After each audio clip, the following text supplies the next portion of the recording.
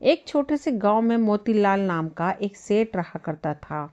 उसके परिवार में उसकी पत्नी माया और उसका छोटा बेटा सोनू था। उसके पास हल बैल जमीन जायदाद सब कुछ था। उसके खेत में हरिया नाम का एक किसान काम किया करता था और सेठ घर पर आराम किया करता था। वह सेठ बहुत ही कठोर दिल का था, जबकि उसकी पत्नी बहुत ही दयावान औरत थी। सेठ की पत्नी अक्सर उसे समझाती, आप अपने खेत पर काम करने वाले हरिया पर ज़्यादा जुल्म मत किया करो और ना ही अपने नौकरों के साथ बुरा बर्ताव किया करो।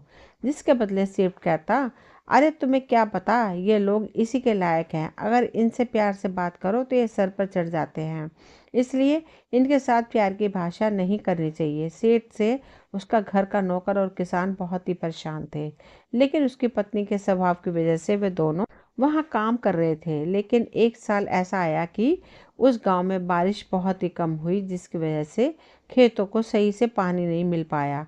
नहर सेठ के खेत से काफ़ी दूर थी, जिस वजह से सेठ के खेतों में पानी नहीं लाया जा सकता था। इसका परिणाम यह हुआ कि कुछ महीनों बाद सेठ के खेत में लगाई हुई फसल सूख गई। इस वजह से सेठ को बहुत गुस्सा आया और वह चिल्लाते हुए अपने नौकरों से कहने लगा, तुम सब काम चोरों, खेतों को ठीक से तुम पानी नहीं देते, देखो खेत सूखते जा रहे हैं। अगर इस बार खेत में अनाज कम हुआ तो इसकी सज़ा तुम दोनों को मिलेगी ही। और तुम सुन लो, तुम दोनों को कितनी भी मेहनत करनी पड़े, मुझे उनसे कोई मतलब नहीं, चाहे तुमको नहर से बाल्टी बाल्टी ही पानी क्यों ना लाना पड़े। फिर अगले दिन से हरिया और सेठ का नौकर दोनों नहर से बाल्टी भरकर लाकर सेठ के खेतों में पानी डालने लगे। फिर भी खेत को ज़रूरत के मुताबिक पानी नहीं मिल सकता।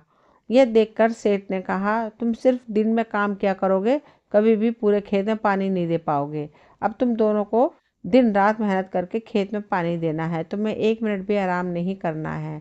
फिर हरिया और सेठ का नौकर दोनों दिन रात खेत में नहर से पानी लाकर देते। बेचारे बिना कुछ खाए पिए दिन रात मेहनत करते रहे, लेकिन कहते हैं ना कि ईश्वर को अन्याय बिल्कुल भी मंजूर नहीं। और इसका नतीजा यह निकला कि इतनी मेहनत के बावजूद भी सेठ के सारे खेत सूख गए, जिसकी वजह से सेठ उन दोनों पर फिर चिल्लाते हुए कहने लगा, तुम दोनों की वजह से मेरे सारे खेत सूख गए, आज से तुम दोनों को काम पर आने की कोई ज़रूरत नहीं है। यह सुनकर वे दोनों नौकर कहने लगे, लेकिन मालिक, हमें हमारी मजदूरी के पैसे तो दे दीजिए।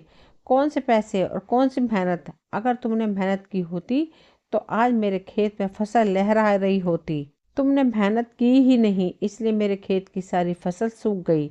चले जाओ यहाँ से, मैं तुम्हें एक फूटी कोड़ी भी नहीं देने वाला। बेचारे दुखी होकर दोनों वहाँ से चले गए। ऐसे ही कुछ दिन महीने बीत गए। सेठ की पत्नी सेठ से कहती है, आपने हरिया और अपने नौकर के साथ अच्छा बर्ताव नहीं किया, इसी वजह से हमारे खेत की फसल सूख गई। क्योंकि आप उन दोनों के ऊपर बहुत ही अत्याचार करते थे, इसलिए भगवान ने हमारे खेत सुखा दिए। जबकि दूसरे लोगों के खेतों में बारिश न होने के बावजूद भी अच्छा अनाज पैदा हुआ है। अपनी पत्नी की यह बात सुनकर सेठ को गुस्सा आ गया। तुम मुझे अत्याचारी बोल रही हो? इन किसानों के काम न करने की वजह से यह नुकसान हुआ है, और वे दोनों कामचोर थे। अगले ही दिन सेठ दूसरे किसान राजू के पास गया और कहने लगा, अरे राजू, मैं चाहता हूँ तुम मेरे खेत में काम करो। राजू ने कहा, नहीं सेठ जी, मैं अभी दूसरों के खेतों में काम कर रहा हूँ, आप मुझे इस बात के लिए माफ़ कर दीजिए। सेठ के अत्याचार और उसके बुरे बर्ताव को देखकर कोई भी किसान उसके खेत में काम करने के लिए राजी नहीं होता। ऐसे ही कुछ समय बाद सेठ के दोनों बैल भी बीमारी के चलते मर जाते हैं और सेठ के घर में अब अनाज नहीं था, इसलिए सेठ अपने घर की वस्तुओं को बेच बेच कर अपना गुजारा कर रहा था।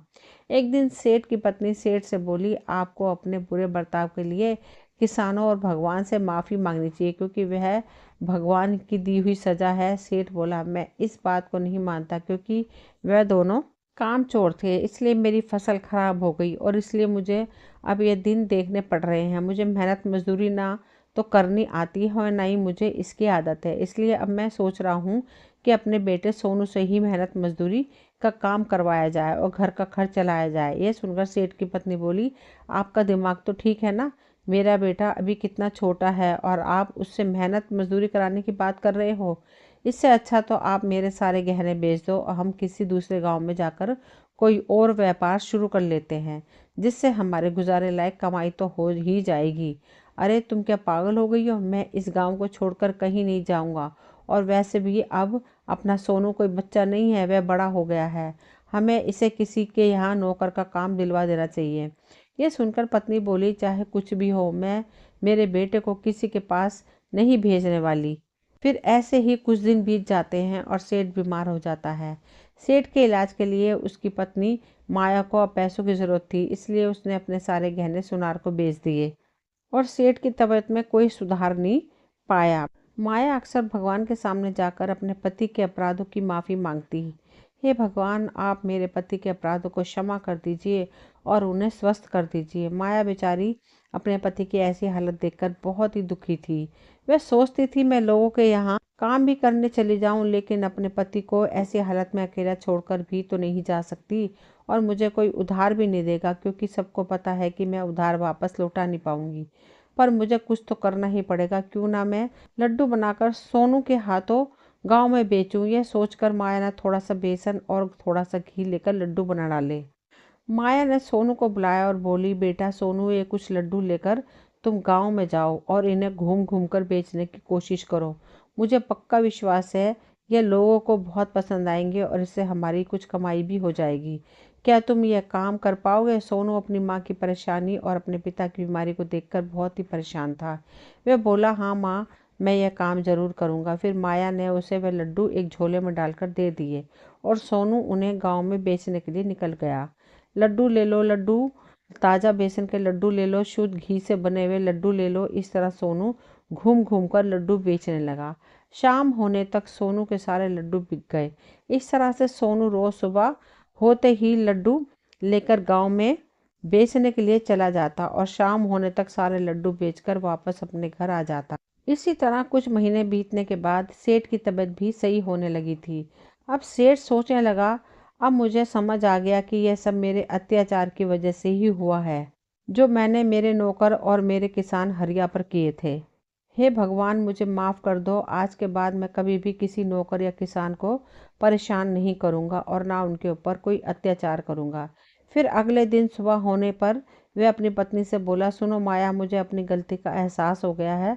अब मैं थोड़ा ठीक हो गया हूँ, तो अब मैं लड्डू बेचने के लिए जाऊँगा और हरिया किसान के घर जाकर उससे अपने किए की माफ़ी मांगूंगा। सच में मैंने उन लोगों के ऊपर बहुत अत्याचार किया था। सेठ की पत्नी यह बात सुनकर बहुत ही खुश हुई। मैं तो आपसे कब से कह रही थी कि आप उन लोगों के ऊपर इतना अत्याचार मत किया करो, लेकिन अब अच्छा है आपको अपनी गलती समझ आ गई। सेठ बोला, अब तुम मुझे जल्दी से लड्डू दे दो ताकि मैं उन्हें गांव में बेच आऊं और अपने किए की माफ़ी भी मांगाऊं। फिर माया लड्डू की झोली सेठ को दे देती है और सेठ उन्हें बेचने के लिए गांव में चला जाता है। घूम घूम कर वह लड्डू बेचता है। सेठ हरिया अपने नौकर से अपने किए की माफ़ी मांगता है। इस तरह एक महीना बीत जाता है और सेठ के घर की हालत थोड़ी सही हो जाती है। अब सेठ धर्म पुण्य के काम करना भी चालू कर देता है। वह ज़रूरतमंद लोगों की मदद करता है। अपनी आधी कमाई तो वह ज़रूरतमंद लोगों की मदद में ही लगा देता है। फिर एक दिन जब सेठ लड्डू बेचकर अपने घर आ रहा था, तभी रास्ते में उसे एक ट्रक टक्कर मार देता है, जिससे सेठ की मृत्यु हो जाती है। जब वह खबर माया और उसके बेटे को पता चली तो वह रो रो कर पागल हो गए। फिर ऐसे ही कुछ दिन बीत जाने के बाद सोनू माया से पूछता, माँ, पिताजी कहाँ चले गए? माया बोली, बेटा तुम्हारे पिताजी अब हम सबको छोड़कर यमपुरी में यमराज के पास चले गए हैं। माँ, हमारे कितने दिनों बाद तो अच्छे दिन आए थे। अब क्या मुझे फिर से लड्डू बेचने के लिए जाना होगा? बेटा, जिस घर में गरीबी होती है उसका कोई सहारा नहीं होता, उनसे सभी लोग दूर भागने लगते हैं। गरीबों का सहारा केवल भगवान है। भगवान के अलावा गरीब की कोई सहायता नहीं करता। सोनू ने बड़ी मासूमियत से कहा, माँ, आप ऐसा ना कहो। मैं यमराज के पास जाऊंगा और अपने पिताजी को वापस लेकर आऊंगा। यमराज को हमारी गरीबी देखकर हमारे ऊपर दया आ जाएगी और वह जरूर मेरे साथ पिताजी को भेज देंगे। लेकिन माया ने सोनू की इस बात पर कोई ध्यान नहीं दिया और अपना काम करने चली गई।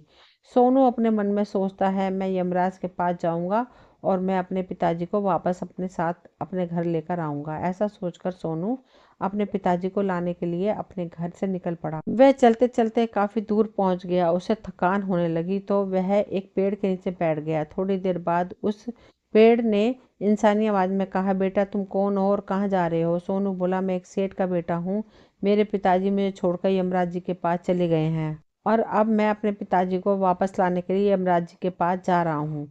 बेटा, तुम अगर यमराज के पास जा ही रहे हो तो मेरे एक सवाल का जवाब यमराज से पूछ कर आना कि मैं कई वर्षों से यहाँ पर लगा हुआ हूँ, मेरे पत्ते झड़ जाते हैं और मैं कभी भी हरा भरा नहीं रहता। आखिर मेरी इस दुर्दशा का क्या कारण है? सोनू ने कहा, ठीक है, मैं यमराज जी से तुम्हारे इस सवाल का जवाब जरूर पूछ कर आऊँगा। इतना कहकर सोनू वहाँ से चला जाता है और चलते चलते सोनू को रास्ते में एक किसान मिलता है और उससे पूछता है, बेटा तुम कौन हो और कहाँ जा रहे हो? सोनू उसे भी बताता है, मैं एक सेठ का बेटा हूँ और मैं यमराज जी के पास अपने पिताजी को लाने के लिए जा रहा हूँ। किसान भी उससे कहता है, तो बेटा तुम मेरे एक काम कर देना, तुम यमराज के पास जाकर मेरे एक सवाल का जवाब पूछ कर आना। मैं चलते हुए मुसाफिरों की प्यास बुझाने के लिए कई महीनों से कुआं खोद रहा हूँ, लेकिन अभी तक उसमें पानी नहीं आया। मैंने अपने पिछले जन्म में ऐसे कौन से पाप किए थे जिस कारण से अभी तक इस कुएं में पानी नहीं आया? मैंने इस कुएं को खोदने में बहुत मेहनत की है, आखिर इसका क्या कारण है जिस वजह से इस कुएं में पानी नहीं आ रहा? सोनू बोला, ठीक है, मैं यमराज जी से इस सवाल का जवाब जरूर पूछ कर आऊंगा। इतना कहकर सोनू वहां से आगे की ओर चलने लगा। चलते चलते सोनू को एक बहुत बड़ा तालाब दिखा। वह उसके पास पानी पीने के लिए चला गया। उसे वहां एक बगुला दिखा। वह उससे कहने लगा, बेटा तुम तो बड़े ही कोमल स्वभाव के दिखते हो, लेकिन तुम इस वक्त कहाँ जा रहे हो? सोनू ने उसे बताया, मैं गरीब सेठ का बेटा हूँ और मैं अपने पिताजी को यमराज के पास से लाने के लिए जा रहा हूँ। बगुला उससे बोला, बेटा तुम यमराज से मेरे एक सवाल का जवाब पूछ कर आना। कई महीनों से मेरे गले में बहुत तेज दर्द है, इसका क्या कारण है और इस समस्या से मुझे कैसे छुटकारा मिलेगा? ठीक है, मैं तुम्हारे इस सवाल का जवाब यमराज जी से जरूर पूछ कर आऊँगा। इतना कहकर सोनू वहाँ से आगे की तरफ बढ़ गया। थोड़ी देर चलने के बाद उसे एक घायल मोर मिलता है और उससे कहता है, बेटा तुम कौन और कहाँ रहते हो और कहाँ जा रहे हो? सोनू फिर बोला, मैं एक गरीब सेठ का बेटा हूँ और मैं यमराज जी के पास अपने पिताजी को लाने के लिए जा रहा हूँ। मोर ने कहा, तुम यमराज से मेरे एक सवाल का जवाब पूछ कर आना। मेरा शरीर कई महीनों से इस घायल अवस्था में यहीं पड़ा है। मेरा एक पैर लोमड़ी खा गई, अब मैं ठीक से चल भी नहीं पाता और यहीं पड़ा पड़ा सड़ रहा हूँ। मैंने पिछले जन्म में ऐसे कौन से पाप कर्म किए थे जिसके कारण मुझे इस शरीर से मुक्ति नहीं मिल पा रही है और इसका क्या कारण है? ठीक है, मैं यमपुरी में जाकर यमराज जी से तुम्हारे इस सवाल का जवाब जरूर पूछ कर आऊँगा। इतना कहकर सोनू वहाँ से आगे की ओर निकल जाता है। चलते चलते सोनू को रात हो जाती है। तभी उसे जंगल में एक झोपड़ी दिखाई देती है जिसके बाहर एक साधु बाबा खड़े थे। फिर सोनू बाबा के पास चला जाता है। साधु बाबा उससे पूछते हैं, कौन हो तुम बेटा? तुम इतने घने जंगल में तुम क्या कर रहे हो? कहाँ से आए हो तुम? सोनू ने उन्हें बताया, मैं एक गरीब सेठ का बेटा हूँ, मैं अपने पिताजी को यमराज के पास से वापस लाने के लिए जा रहा हूँ। साधु बाबा पूछते हैं, बेटा क्या तुम्हारे कहने से यमराज तुम्हारे पिताजी को तुम्हारे साथ भेज देंगे? हाँ, उन्हें हम पर दया करनी ही होगी, क्योंकि जब मेरे पिताजी घर पर थे तो वे अपनी कमाई का आधा हिस्सा तो दान किया करते थे और आधे हिस्से से हमारे परिवार का खर्चा चलाया करते थे। लेकिन अब मेरे पिताजी घर पर नहीं रहते, यमराज जी ने उन्हें उनके पास बुला लिया है। मैं तो और मेरी माँ भूख से मर रहे हैं, इसलिए मैं यमराज जी को यह सब बोलकर अपने पिताजी को अपने साथ लेकर वापस घर आऊँगा। साधु बाबा कहते हैं, ठीक है बेटा, तुम अभी खाना खाकर सो जाओ, कल सुबह तुम यमराज के पास जाने के लिए निकल जाना, तुम काफ़ी थक गए हो। फिर सोनू साधु बाबा की झोपड़ी में ही खाना खाकर सो जाता है। अगली सुबह साधु बाबा कहते हैं, बेटा अब तुम्हें यमराज के पास जाने की कोई ज़रूरत नहीं है। क्यों साधु बाबा, आप ऐसा क्यों बोल रहे हो? हमारे घर का खर्चा कैसे चलेगा? मेरी माँ और मैं दोनों भूख से मर रहे हैं। बेटा, यमराज जी कल रात को तुम्हारे सोने के बाद यहाँ आए थे। मैंने उन्हें सारी बात बताई तो उन्होंने मुझसे कहा कि वह अभी तुम्हारे पिताजी को तुम्हारे साथ नहीं भेज सकते, क्योंकि अभी यमपुरी में बहुत सारा काम पड़ा है। जैसे ही यमपुरी में काम खत्म होगा, यमराज जी तुम्हारे पिताजी को तुम्हारे पास भेज देंगे। और इसके अलावा तुम्हारी और कोई समस्या है तो वह तुम मुझे बताओ। सोनू ने कहा, हाँ, जब मैं यमपुरी जाने के लिए घर से निकला था तो रास्ते में मुझे कुछ लोग मिले थे, उनके कुछ सवाल हैं जो मुझे यमराज जी से पूछने हैं। इस तरह सारी बात सोनू साधु बाबा को बता देता है। फिर साधु बाबा सोनू को उसके सारे सवालों के उत्तर दे देते हैं। बेटा, तुम जाते समय उन सबको उनके सवालों के उत्तर बताते जाना और अब तुम अपने घर जाओ, क्योंकि तुम्हारी माँ तुम्हें ढूंढ रही होगी और परेशान हो रही होगी। वह तुम्हारा इंतज़ार कर रही होगी और तुम्हारे पिताजी जल्दी ही तुम्हारे पास आ जाएंगे। फिर सोनू साधु बाबा को प्रणाम करके वहाँ से अपने घर की ओर निकल गया। चलते चलते रास्ते में उसे सबसे पहले मोर मिला। मोर ने कहा, सोनू क्या तुमने यमराज जी से मेरे सवाल का जवाब पूछ लिया? सोनू ने कहा, मैं यमराज जी से तो नहीं मिला, लेकिन मुझे तुम्हारे सवाल का जवाब एक बहुत ही महान साधु बाबा ने बताया। पिछले जन्म में तुम्हारा काम एक स्कूल में बच्चों को शिक्षा देने का था। तुम्हारा स्थान एक गुरु का था। तुम्हें लोगों तक ज्ञान पहुंचाना था, लेकिन तुमने बच्चों को सही तरीके से शिक्षा नहीं दी। तुम छोटे छोटे बच्चों से शिक्षा के बदले अपना काम करवाया करते थे और उन्हें अच्छी तरह ज्ञान का उपदेश नहीं देते थे। तुम पिछले जन्म में बहुत ही बड़े विद्वान और ज्ञानी थे, लेकिन तुम उन बच्चों को शिक्षा नहीं दे पाए, उन्हें सही तरीके से ज्ञान प्राप्त नहीं हुआ, जिस वजह से वे बच्चे बड़े होकर तुम्हें श्राप दिया करते थे, जिस कारण तुम्हारी यह हालत हो गई। तुम्हारे अंदर जो ज्ञान भरा है वह ज्ञान तुम किसी को दे दो तो इसके बाद तुम्हारी आत्मा को मोक्ष मिल जाएगा। बेटा, मैं पूरा ज्ञान तुम्हें देता हूँ, तुम अन्य लोगों को अवश्य ज्ञान देना।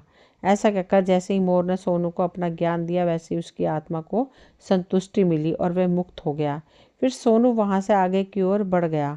चलते चलते फिर वह उस बगले के पास पहुँच गया।